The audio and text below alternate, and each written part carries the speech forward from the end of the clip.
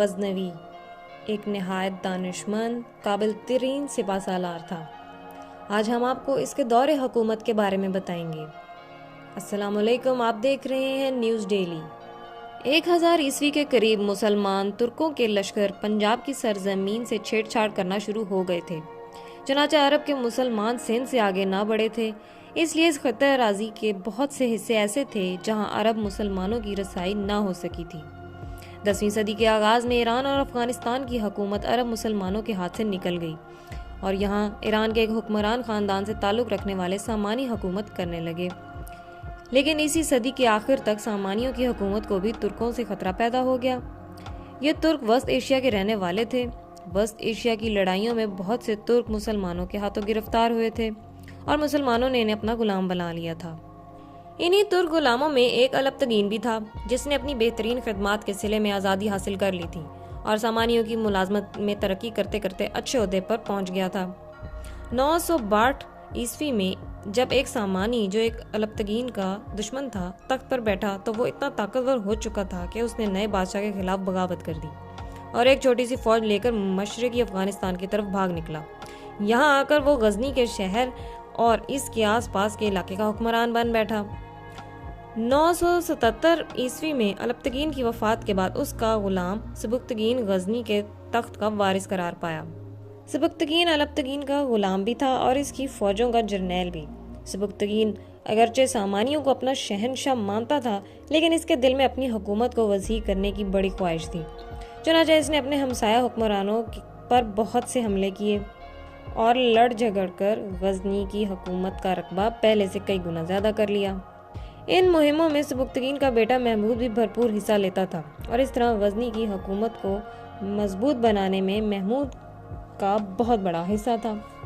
محمود ایک پڑھا لکھا شہزادہ تھا۔ وہ قرآن مجید کے احکام اچھی طرح سے سمجھتا تھا اور شعر و شاعری کا نہایت عمدہ مزاج رکھتا تھا۔ ان خوبیوں کے علاوہ اس میں اور بھی کئی وصف تھے۔ وہ تلوار کا دھنی تھا اور نیزہ بازی میں بڑا ماہر تھا۔ وہ کئی موقعوں پر اپنے آپ کو ایک اچھا جرنیل بھی ثابت کر چکا تھا۔ جب سامانی حکومت کے شمالی صوبوں میں بغاوت ہوئی تو محمود نے بھی اپنے باپ کے ساتھ اس بغاوت کو دبانے میں سامانیوں کی بڑی مدد کی۔ سامانی بادشاہ بہت شکر گزار ہوا اور محمود کو خراساں کا حاکم مقرر کر دیا۔ خراساں ان دنوں سامانی حکومت کا ایک شمالی صوبہ تھا۔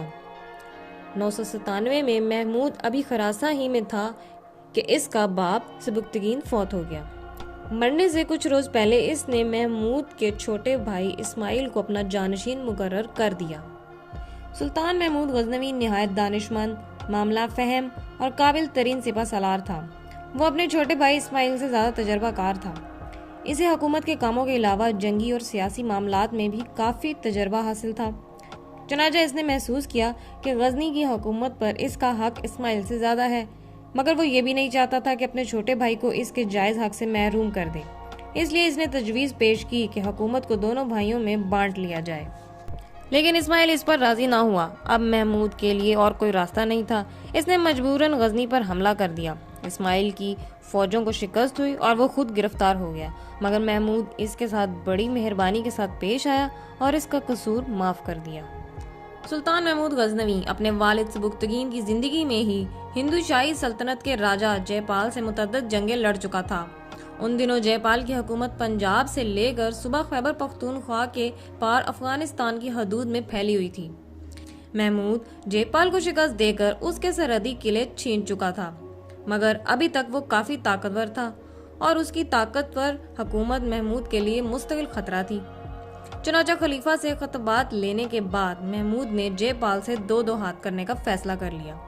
1001 عیسوی میں اس نے برِ صغیر پر حملہ کر دیا اور 15,000 بہترین شہ سواروں کے ساتھ سرحد کو پار کیا اور پشاور کی طرف روانہ ہو گیا۔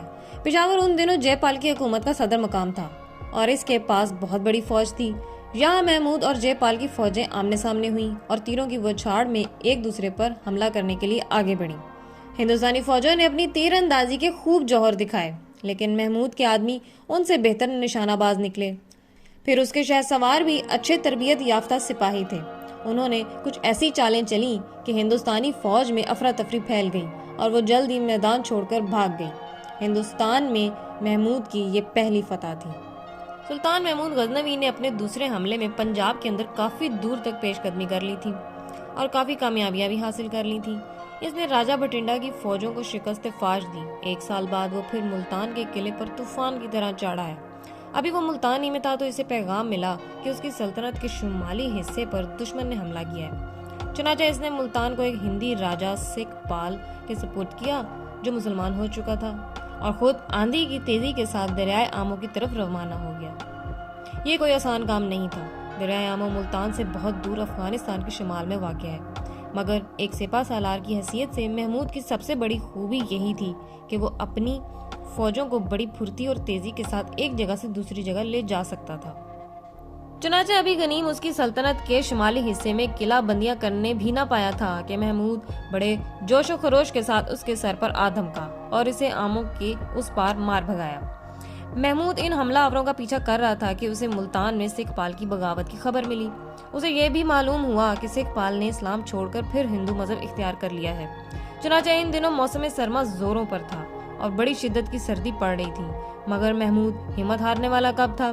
الٹے پاؤں ملتان کی طرف لوٹا اور بجلی کی تیزی کے ساتھ منزلوں پر منزلیں مارتا ملتان کے دروازے پر اتنی سویرے آن گرجا کہ سکھ پال جو ابھی اپنے محل کے عیش و آرام میں میٹھی نیند کے مزے لے رہا تھا، حواس باختہ کر دیا۔ سکھ پال نے اس مارکے میں بری طرح شکست کھائی اور گرفتار ہو کر قید خانے میں ڈال دیا گیا۔ اس ویڈیو کا اگلا پارٹ دیکھنے کے لیے ہمارے چینل کو سبسکرائب کریں اور بیل آئیکن کو پریس کریں۔